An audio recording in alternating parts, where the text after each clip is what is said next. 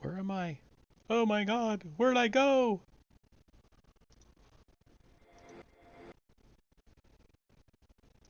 What happened to me? My camera decided to cut out on me. So, we'll have to fix that. Dagnabbit. Where are you? Refresh device. Okay, it has decided it doesn't want to work. So, always got to be technical dang issues, huh? So, anyway, welcome to the two people that are here while I screw around with this stupid thing.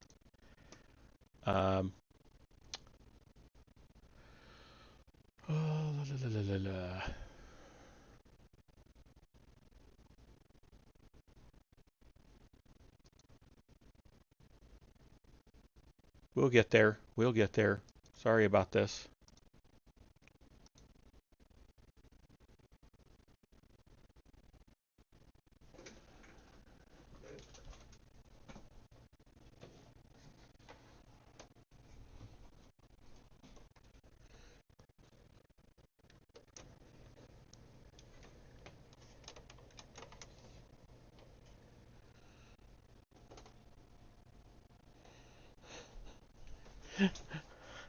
Sometimes you just have to unplug it, plug it back in. All right.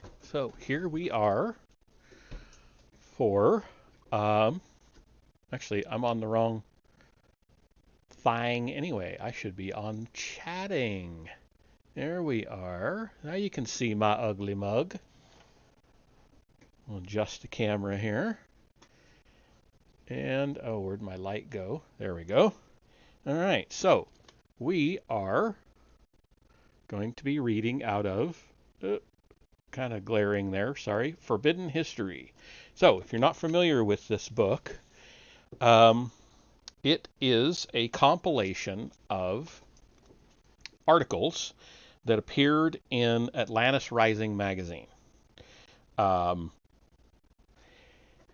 if you don't know what Atlantis Rising magazine is, look it up. It's a lot of pretty interesting stuff, some kooky stuff, a lot of stuff, obviously, about Atlantis, um, and different places that people propose were Atlantis, um, but also a lot of the latest findings in paleoanthropology, that sort of thing. Sometimes it's just a little snippet in the corner of the page, and it was just kind of announcing that something had been found, and that was about all you got. But the bulk of it was stuff where it was forbidden history, forbidden religion, forbidden science. They would have articles on orgone energy, that sort of thing. And the magazine still exists. It's just not in print anymore. It's only electronic. So you can look it up. You can subscribe. You can get all the back issues, all that. But anyway, I thought that for this stream, we would start with Forbidden History, so as not to scare anyone away. I do intend to get into some more esoteric kinds of things. But so on the title page, it says Forbidden History, Prehistoric Technologies, Extraterrestrial Invention, and the Expressed Origins of Civilization. So that should kind of tell you some of what Atlantis Rising has done in the past. I am not going to read the acknowledgments because I don't want to. So we're going to get into part 1, The Old Models Don't Work, Darwinism and Creationism Under Fire. And we're going to read the first article, Darwin's Demise on the Futile Search for Missing Links by Will Hart. And we'll see if we feel like moving on into the next one. I'm not going to read the introduction either, because I don't feel like it. I might decide to go back and do that. I don't know. No, you know what? It's only like 3 pages. Let's read it. So, introduction by J. Douglas Kenyon. Just a few centuries after what the experts say was the first great labor-saving invention of the ancient world, the wheel, society crossed a major threshold and headed irreversibly toward the modern world. More than anything else, it was the wheel, we are told, that revolutionized primitive society and set the stage for the great achievements that were to follow. The prevailing assumption is that the rise of highly organized society was unprecedented. Such is the conventional scenario for the dawn of civilization on Earth. After all, it is argued, if there had been an earlier advanced civilization, we would have discovered unmistakable evidence of its existence. Presumably, we would have seen the remains of its highways and bridges and electrical wiring. We would have found its plastic bottles, its city dumps, and its CD-ROMs. Those are, after all, the things we will leave behind for future archaeologists to puzzle over. But could an ancient civilization have risen to heights similar to our own, yet have traveled a different road? What would we understand of a world that might have employed fundamentally different, though no less effective, techniques to harness the forces of nature? Would we, or could we, comprehend a world capable of, for example, creating and transmitting energy by means other than a power grid? And right there, right off the bat, you have not a reference to, but an allusion to, Nikola Tesla.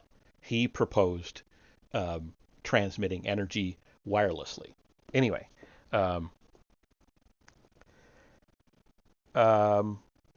transmitting energy by means other than a power grid, traveling great distances without internal combustion engines, or making highly complex calculations involving earth science and astronomy without electronic computers. Do we have the grace to recognize and respect the achievements other than our own, or must we take the easy way out and resort to crude stereotyping of our mysterious primitive ancestors, dismissing out of hand anything we don't immediately understand? Indeed, there are some, including many contributors to this book, who would argue that the evidence of a great but forgotten fountainhead of civilization is overwhelming and needs at last to be given its proper due.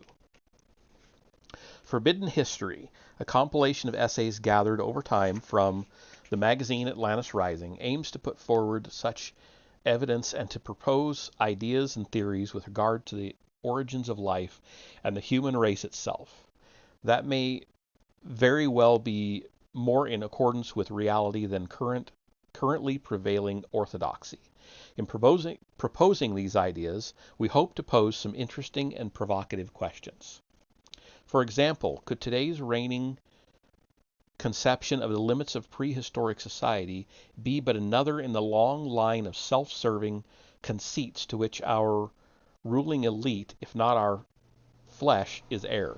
Take, for instance, the Darwinian uniformitarian view of history, which argues that our world is a very slowly changing place, wherein everything has developed spontaneously, albeit quite gradually over millions of years, without the help of any external forces. No, God forbid God. That's kind of a weird sentence. To interfere. Okay, I see what he's trying to say. Without any help from external forces, no, God forbid, God to interfere in the process. So basically, no God interfering. Okay, I get it now. According to this predominant school of thought, the way the world works now is the way it has always worked. On the other side, some have tried to argue, without the benefit of much public exposure, that our world today is the product of a series of catastrophes. These catastrophists tell us that the story of mankind is one of a never-ending cycle of ascents followed by cataclysmic falls. For more than a century, the uniformitarians added a symbol there, have dominated the debate, but this is a circumstance that may be changing. Probably no one in the past half century is more directly linked in the public mind with the concept of catastrophism than the late Renaissance, where did I get Renaissance? The late Russian-American scientist Immanuel Velikovsky. When Velikovsky's book Worlds in Collision was published in 1950, it caused a sensation. His subsequent works, Earth in Upheaval and Ages in Chaos, further elaborated his theories and expanded the ongoing controversy. Here was a scientist of considerable authority suggesting, among other things, that Earth and Venus might once have collided, leaving behind a vast and puzzling chaotic aftermath that, if we could just decipher its resultant clues correctly, could do much to explain our peculiar history. For such arguments, Velikovsky was roundly and routinely ridiculed. Nonetheless, many of his predictions have now been verified, and many who initially disagreed with him on many subjects, including the late Carl Sagan, have been forced to concede that after all, in some ways, Velikovsky may have been onto something. Very few realize that Velikovsky was a psychoanalyst by profession, an associate of Sigmund Freud and Carl Jung. His insights into the psychosociological impacts of cataclysmic events, in my view, were his greatest contribution to proper understanding of our ancient experience.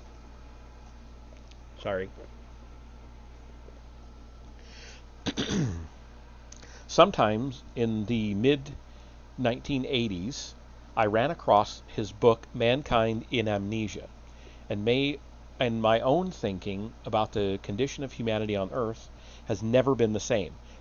According to Velikovsky, the psychological condition and case history of planet Earth is one of amnesia. We find the planet today in a near psychotic state, left so by traumatic events of an almost unimaginable magnitude that, thanks to a collective psychological defense mechanism, we cannot bear to remember. Excuse me. Today, psychiatrists have applied the term post-traumatic stress syndrome to a group of mental disorders that have been known to follow the witnessing of life-threatening events, e.g., military combat, natural disasters, terrorist incidents, serious accidents, and violent personal assaults such as rape. Symptoms of the disorder include depression, anxiety, nightmares, and amnesia.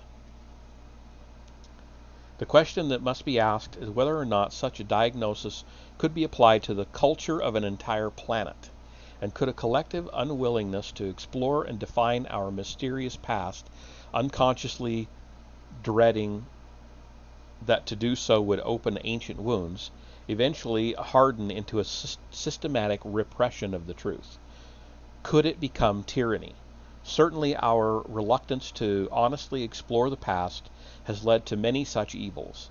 Over time, this reluctance to consider the truth of our origins has often become codified and institutionalized, culminating in nightmares like the Inquisitions of the Middle Ages and the book burnings of Nazi Germany.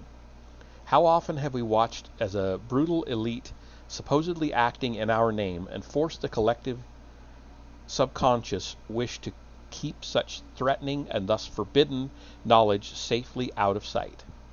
The answer, Velikovsky believed, was all too frequently.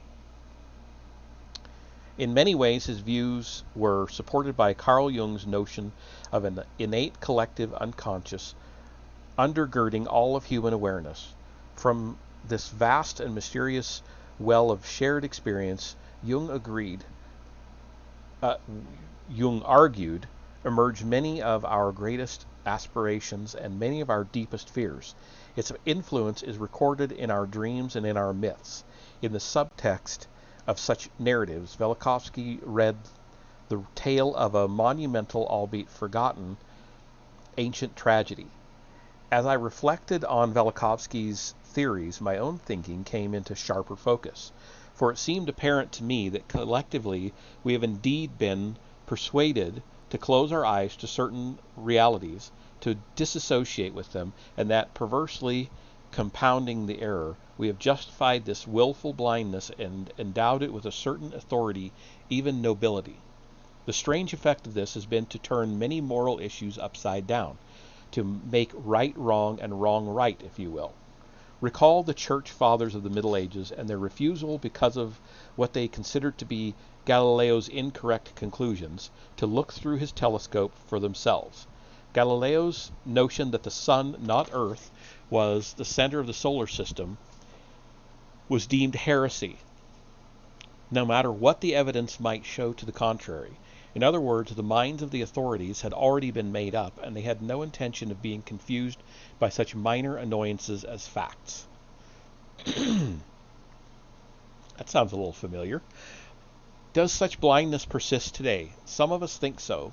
The ruling elite of today may subscribe to a similarly intolerant religion, what John Anthony West has sardonically called the Church of Progress. As Graham Hancock affirmed to Atlantis Rising in a recent interview, quote, "The reason we are so screwed up at the beginning of a new century is that we are victims of a planetary amnesia. We have forgotten who we are." End quote. Sadly, the establishments of government and industry and the academic world, along with those who categorically and systematically debunk any and all alternate theories which might undermine the ruling paradigm, today remain determined to thwart any reawakening from the ongoing amnesia. Often, when it proves difficult to find an adequate rationale to support the misguided choices of our leaders, it is tempting to think in terms of dark conspiracy theories and treacherous hidden agendas. For Velikovsky, though, the explanation for behavior that some might describe as evil and others would view as, at the very least, self-destructive and unenlightened, lies in the classic mechanism of a mind seeking to remain in equilibrium in the aftermath of a near mortal blow. In the case of amnesia, it's not enough to simply say that a hole has been blown in our memory.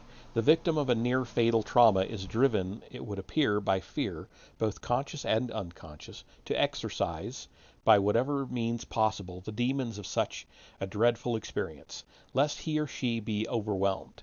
How else can we get on with our lives, put the past behind us, think about the future? To rid ourselves entirely of the memory of such an episode, however, is not such an easy task. Much more than the record of trauma itself may be lost in the process. The human identity, what some would call the very soul itself, is often the first casualty. Moreover, what is true on an individual level, Velikovsky felt was also true on the collective level.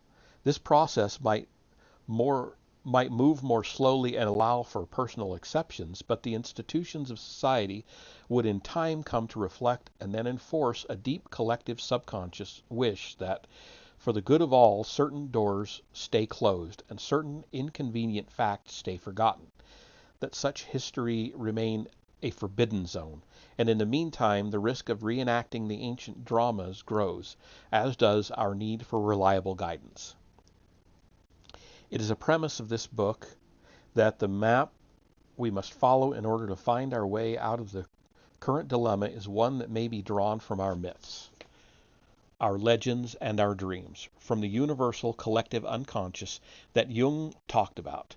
The real story of our planet's tragic history, we suspect, can be deduced from those mysterious records.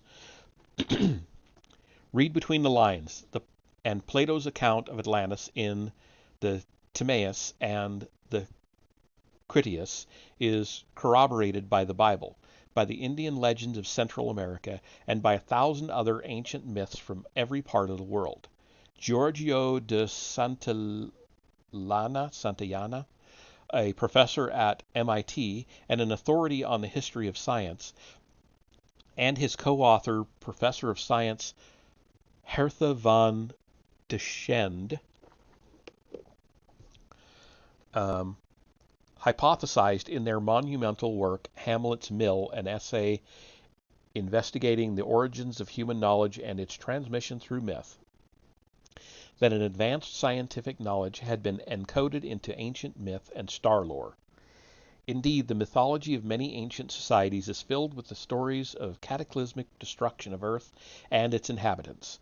We agree with Graham Hancock when he says, quote, Once one accepts that mythology may have originated in the waking minds of highly advanced people, then one must start listening to what the myths are saying, end quote. What they are saying, we believe, is that great catastrophes have struck Earth and destroyed advanced civilizations not unlike our own, and, moreover, that such cataclysmic destruction is a recurrent feature in the life of Earth and may very well happen again. Many ancient sources, again including the Bible, warn of possible cataclysm in a future end time, perhaps in our lifetime. It is true that those who cannot learn from the mistakes of history are doomed to repeat them. These enigmatic messages from our past could very well prove to be something that we can ignore only at our peril. As Hancock points out, we've received a legacy of extraordinary knowledge from our ancestors, and the time has come for us to stop dismissing it.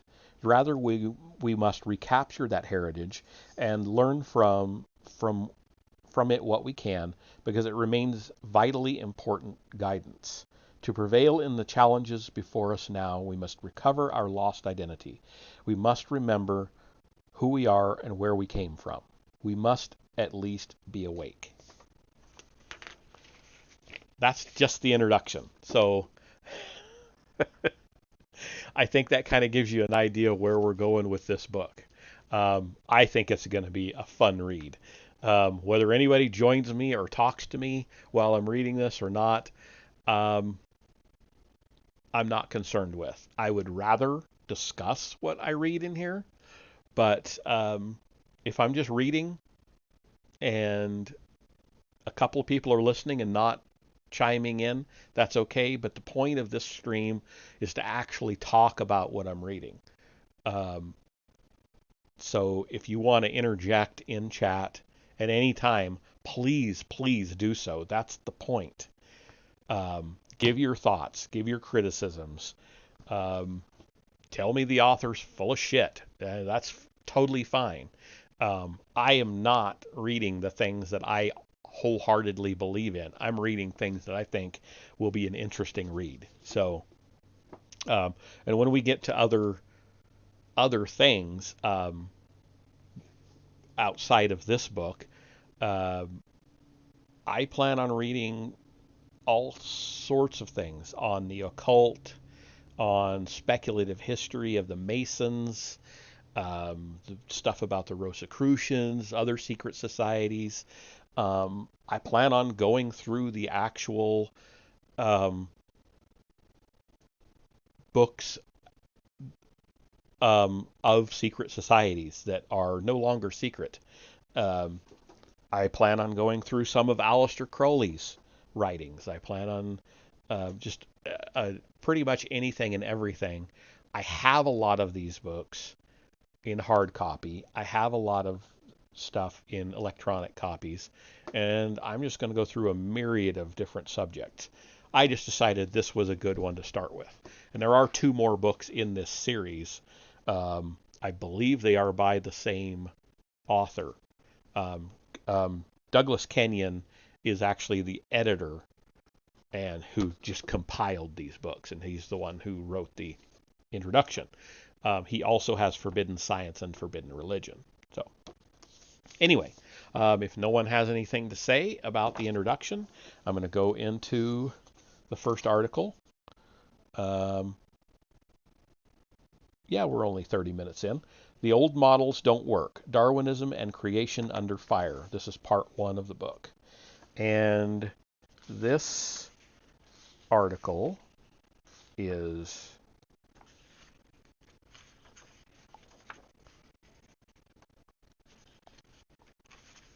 6 pages, not quite 6 pages. So I'm going to go ahead and read it, and hopefully someone will have to say something to say about it. If not, I'll give my thoughts. So,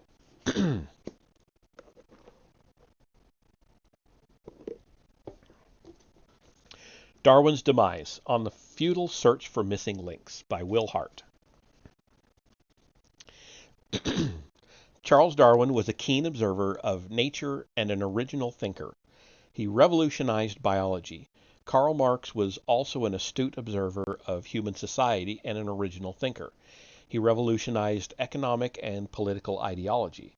They were contemporary 19th century giants who cast long shadows and subscribed to the theory of dialectical materialism, the viewpoint that matter is the sole subject of change and all change is the product of conflict arising from the internal contradictions inherent in all things.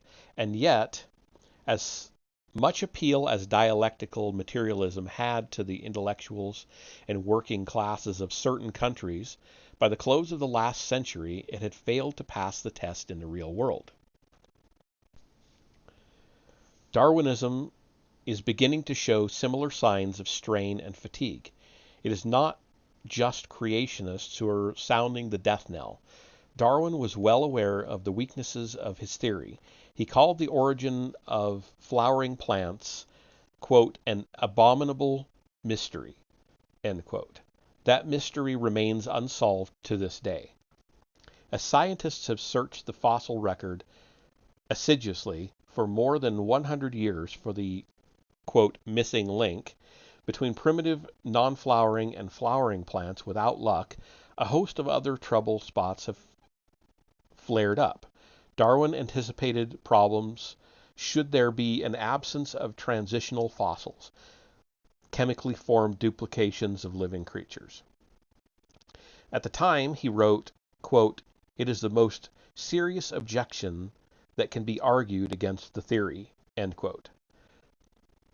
However, he could not have predicted where additional structural cracks would appear and threaten the very foundation of his theory.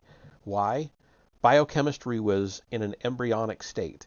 In Darwin's day, it is doubtful that he could have imagined that the structure of DNA would be discovered in less than 100 years from the publication of Origin of Species.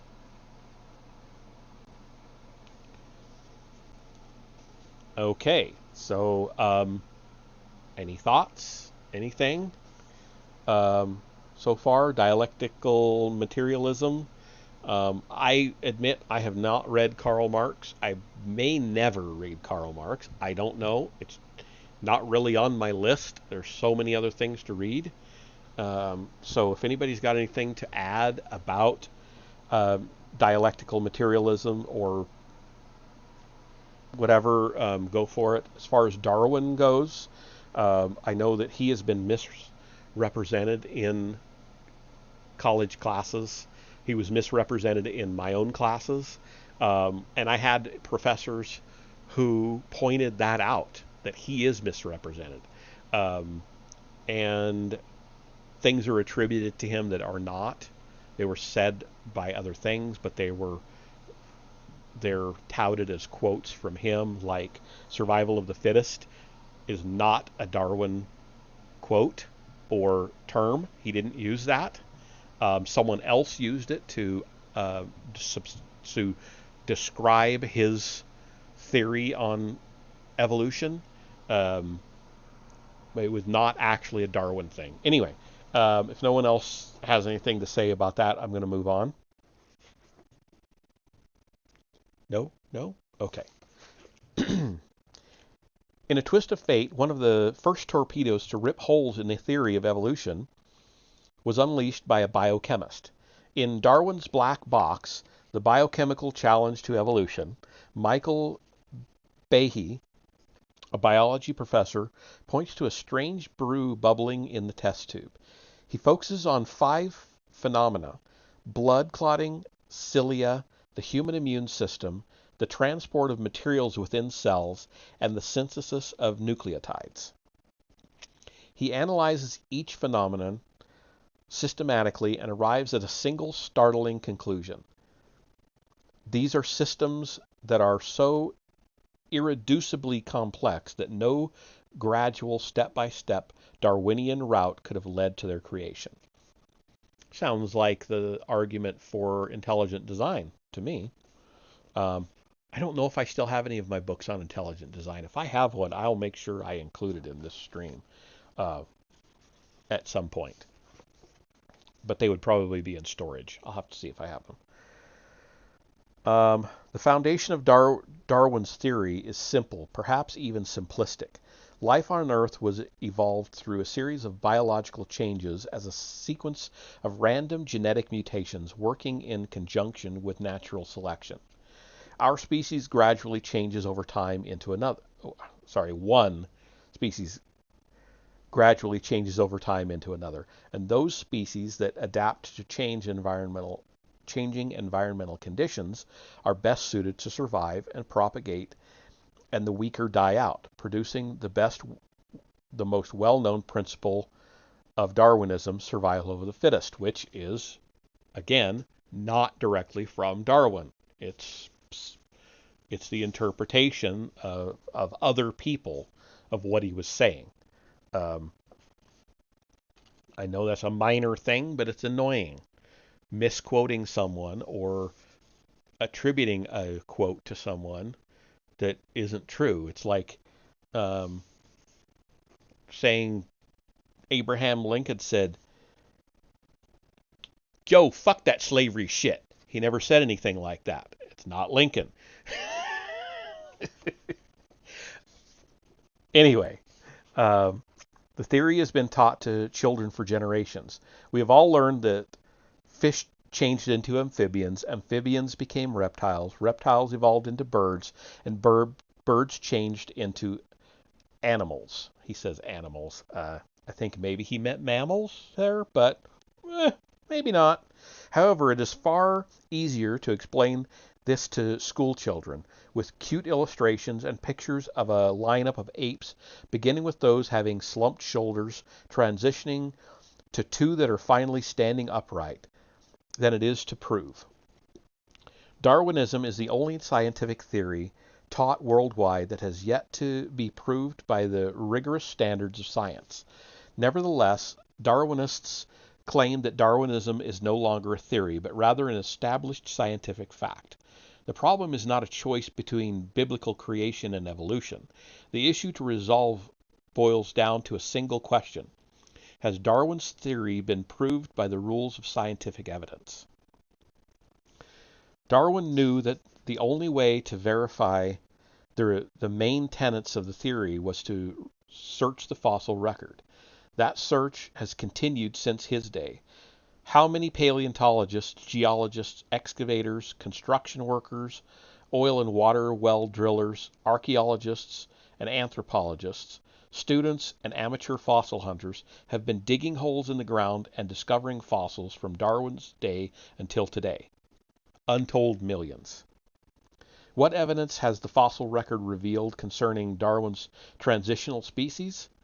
The late Harvard biologist Stephen Jay Gould, the antithesis of a Bible-thumping creationist, acknowledged, quote, all paleontologists know that the fossil record contains precious little in the way of intermediate forms. Transition between major groups are characteristically lacking, end quote. Any thoughts so far? Hello. Notice he didn't say that there is a dearth of fossils, just of the ones that are needed to substantiate Darwin's theory. There are plenty of fossils of ancient forms and plenty of newer ones. For example, we find fossils of early and extinct primates, hominids, Neanderthals, and Homo sapiens, but no fossils of the transition linking ape and man. We find a similar situation with Darwin's dreaded appearance of flowering plants, his Achilles heel. Water deposits in the ancient past have left millions of fossils in a vast geologic library.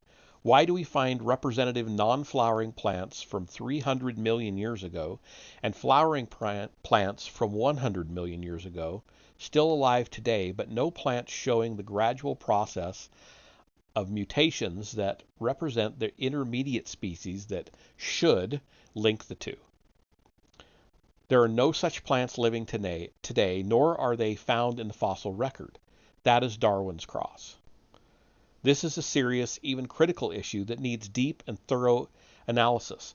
In an interview about his penetrating critique, Facts of Life Shattering the Myth of Darwinism, the science journalist Richard Milton describes what made him write the book.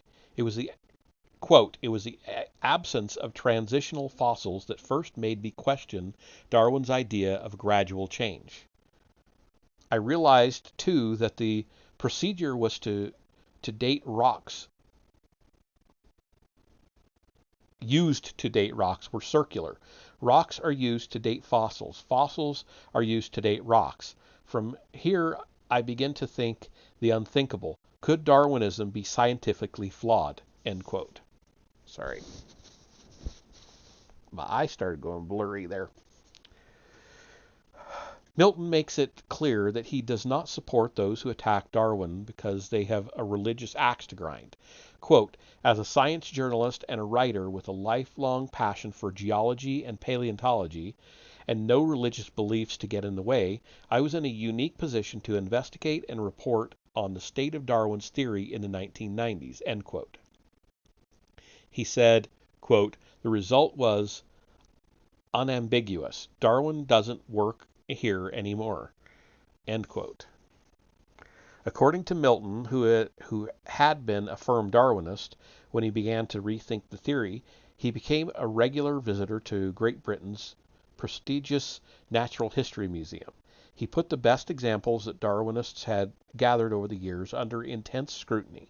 One by one, they failed to pass the test. He realized that many scientists around the world had already arrived at the same conclusion.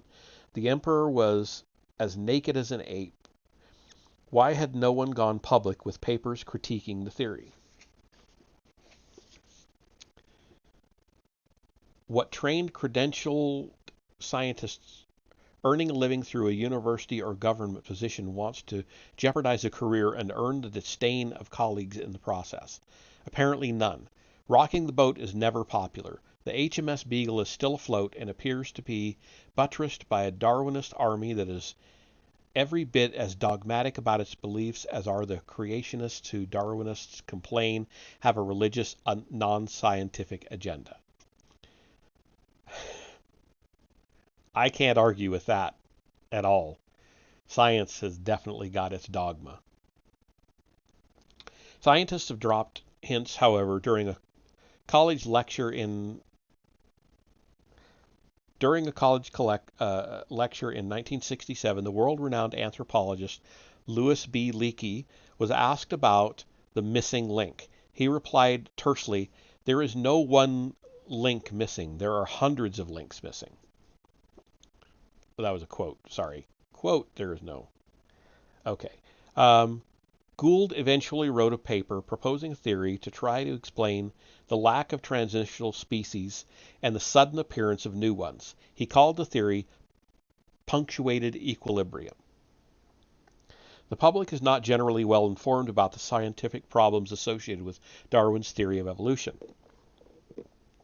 And while the average person is aware that there is a war going on between creationists and evolutionists, that is seen as a rearguard action, an old battle between science and religion over matters that the Scopes trial settled more than a generation ago, and there is some consternation over the missing link between apes and men. The true believers among Darwinists have long been puzzled by the lack of transitional fossils. The reasoning goes something like this: they must be out there hidden in the records somewhere. How do we know this? Darwin's theory demands it. So the search goes on. But just how long a time and how many expeditions and how many years of research are needed before they finally admit that there must be a good reason that the transition fossils are not there? Critics contend that the reason for the lack of transitional fossils is simple. Darwin's theory fails to meet the rigorous scientific criteria for proof because it is fatally flawed. Is it fatally flawed? Let me know. The main tenets did not predict that what has proved to be the outcome of more than 100 years of research, missing links instead of transitional species. Darwin knew the flack would come should the fossil record not contain the necessary transitional species. Geneticists have long known that the vast majority of mutations are either neutral or negative. In other words, mutations are usually mistakes, failures of the DNA to accurately copy information. It would appear that this is not a very reliable primary mechanism, and it needs to be because natural selection is obviously not a dynamic force that could drive the kinds of changes that evolutionists attribute to the theory. Last 2 pages. Natural selection operates more like a control mechanism, a feedback system that weeds out poor adaptations and selects successful ones. The problem with mutation being the driving force is several-fold. As Behe pointed out in his book, life within a cell is just too complex to be the outcome of random mutations. But Darwin didn't have the kind of lab technology that molecular biologists today have at their disposal. Darwin was working with species, not the structure of cells, mitochondria, and DNA. But the mutation theory doesn't work well on other levels either. Now we must return to the problem of the sudden appearance of flowering plants. There was a high degree of organization in flowers. Most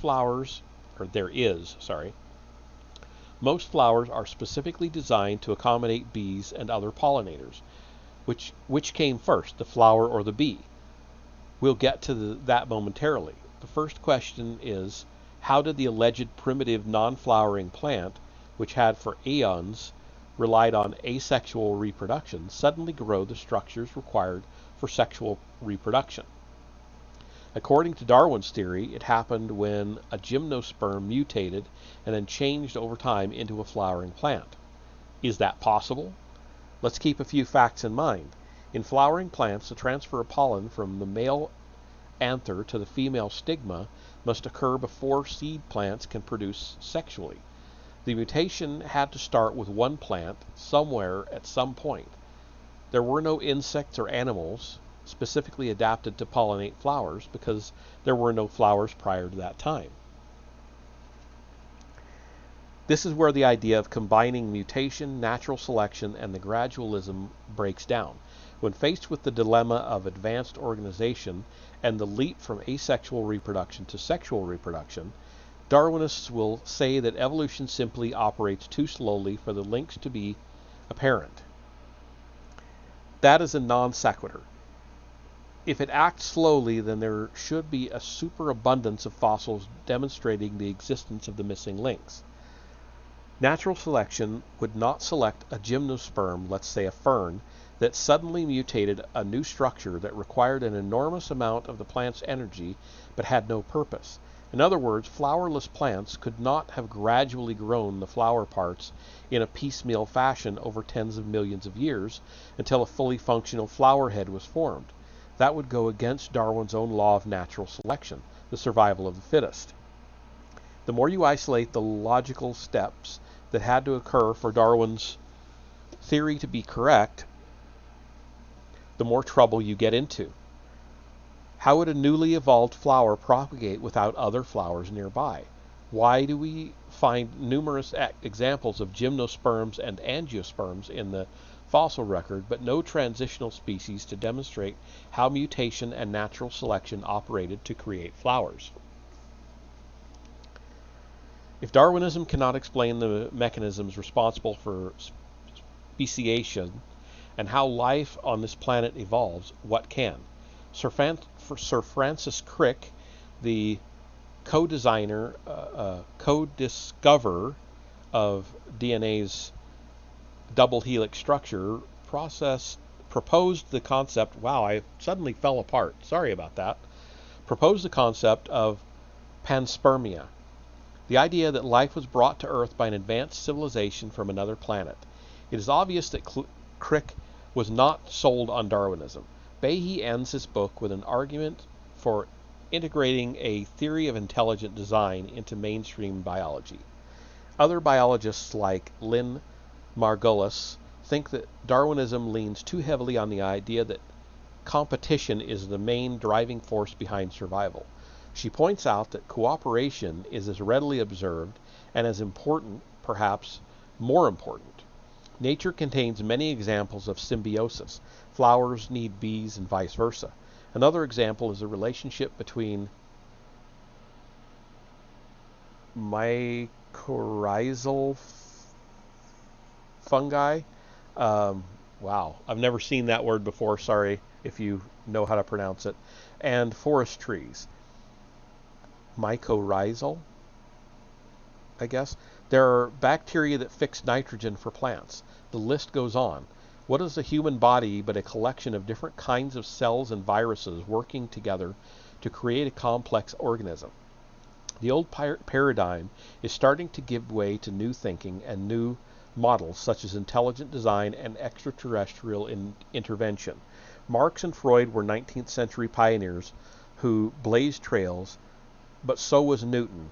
Their new paradigms inspired new perspectives and they solved old problems. Still, they had their limits. Their theories were mechanistic and materialistic. Newton's decline came with the introduction of Einstein's theory of relativity. The new paradigm of the laws of physics fit the facts and answered more questions, and that meant it had greater utility. Is Darwin next? Until a more comprehensive theory of how life originated, changed, and continues to evolve emerges, as Richard Milton put it, quote, Darwin doesn't work here anymore, end quote. And that is the end of that article. So, definitely seems like that author is at least leaning toward the idea of intelligent design. And if you don't know what intelligent design is, um, in a nutshell, it's the theory that evolution couldn't possibly have happened without a hand in it, like God or whatever you want to believe was that hand, whether it was aliens or God or the Tao, whatever, um, that um, without those little nudges, like, for example, where they were talking about non non-flowering plants to flowering plants, without the hand of some intelligence of some kind of reaching into the mechanism and flipping the switch from flowering to non-flowering plants, um, at least in some species, it couldn't possibly have happened.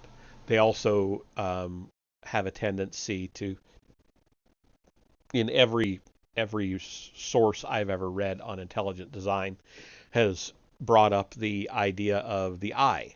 The eye is supposed to be too complex to have developed over time. The counter argument to that is that we can see many transitional eyes in nature. Not all in the same species, um, but they are there. And so the counter argument is that a light sensitive spot, being the very first form of eye, um, can be traced all the way to the human eye, the eagle eye, the eye of the shark, whatever, all of the very complex eyes that exist now. So whatever you may think about that. Now, part of this stream is also meant to be centered on not just on the theories themselves, but also some of the people that might someday, if they're not here now, might someday kind of pop in, are people that play role-playing games. If you're not one of those people, bear with me. Um, I'm not going to spend a whole lot of time on this unless somebody speaks up. So, how could you use the ideas of intelligent design, um, controversy over evolution, um, in your world building? So if you're playing D&D or Rollmaster or whatever, and you're building your own world, something that doesn't take place on Earth at some point in its history, how could you use those concepts in world building? I think it could be interesting, maybe as not the main focus, but a little bit in the lore of your world, you could talk about things similar to that. You might incorporate intelligent design into some religion or some other scientific method in your world. Anyway, those are just my thoughts. If nobody's going to speak up, I'm going to end this session because I don't want to get into another article tonight. But the next one is Evolution versus Creation. Is the debate for real? By David Lewis. And we will get into that next week, and we'll see how far we get. Hopefully we'll get a little more participation. But yeah, that's it for the first episode of this new stream that I'm going to keep going with on Sunday nights, unless I get feedback that people would rather it was on another night or at another time. So have a good night, and think about what we read tonight. See you next time.